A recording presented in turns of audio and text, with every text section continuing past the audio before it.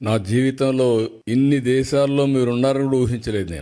మీరు వెళ్తారని కూడా ఊహించలేదు. చెప్పాను చాలాసార్లు, ఎప్పుడు మాట్లాడినా చెప్తూనే ఉంటాను. కానీ దాన్ని అందిపుచ్చుకొని మీరు ఇన్ని దేశాలకు పోతే ఫస్ట్ టైం నేను జైల్లో ఉన్నప్పుడు ఎక్కడెక్కడి నుంచో మీరు డెమాన్స్ట్రేషన్లు చేస్తా ఉంటే, నేను జైల్లో ఉన్న 53 రోజులు నిరంతరం మీరు ఉద్యమాలు చేశారు. దీనికి నా జీవితాంతం నేను అనుకున్నాను. కొంతమంది చనిపోయినా గుర్తుంటారు కానీ నేను బ్రతుకున్నగానే గుర్తు పెట్టుకున్నారంటే నా జీవితంలో మర్చిపోలేను. అక్కడి నుంచి ఎన్నికలు వచ్చాయి. ఎన్నికల్లో కూడా చాలా సమర్థవంతంగా మేము ఆలోచించాం. రాష్ట్ర భవిష్యత్తు ఒక పక్క, రాజకీయాల్లో ఉండదగ్గ వ్యక్తి కాని వ్యక్తి ఆ రాష్ట్రంలో ముఖ్యమంత్రిగా ఉంటే ఏం జరిగిందో మనం చూసాం. అందుకని అందరం కలవాలనుకున్నాం. తెలుగుదేశం, జనసేన, బీజేపీ 3 పార్టీలు కలిసి పోటీ చేశాం. పోటీ చేస్తే నాకే ఆశ్చర్యం వేస్తుంది. ప్రపంచంలో ఎక్కడెక్కడి నుంచో వచ్చారు. మీరు నెలలు తరబడి అక్కడే ఉన్నారు. ఒక్కొక్కరు మీకు ఎంత శక్తి ఉంటే అంత డబ్బులు ఖర్చు పెట్టి ఎన్నికల్లో గెలిపించారంటే ఇది మా జీవితంలో ఎప్పుడూ మర్చిపోలేని సంఘటన.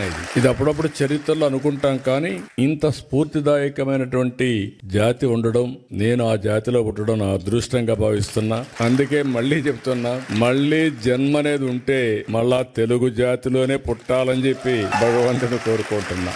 ఈరోజు నేను ఒక విజన్ డాక్యుమెంట్ తయారు చేశాను. ఆ విజన్ డాక్యుమెంట్ గురించి ఎక్కువ నేను మాట్లాడను, ఎందుకంటే మళ్ళీ టైం లేదు కాబట్టి ఫొటోస్ కూడా కావాలి మీకు.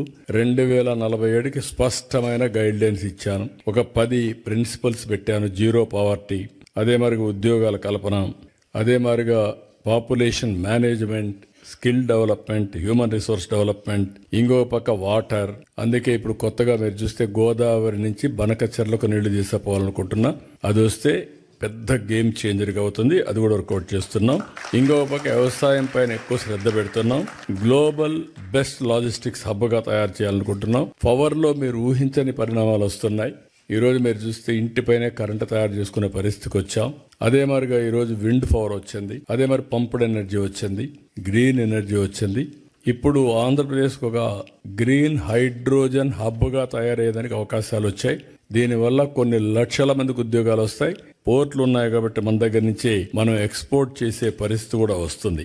దీనికి కూడా శ్రీకారం చుట్టి మనం ముందుకు పోతున్నాం. నేను మిమ్మల్ని అందరినీ ఇంకా ఎక్కువ టైం కాకుండా పాలసీలని తీసుకొచ్చాం, అన్ని తీసుకొచ్చాం. ఏ విధంగా మిమ్మల్ని అందరినీ విన్ విన్ సిచ్యువేషన్లో ఆంధ్రప్రదేశ్ అభివృద్ధిలో కూడా భాగస్వాములు చేయాలని నేను కూడా ఆలోచిస్తా. ఫస్ట్ మీరంతా ఎన్ఆర్టీలో మెంబర్స్గా తయారైతే ఒక డేటాబేస్ వస్తుంది.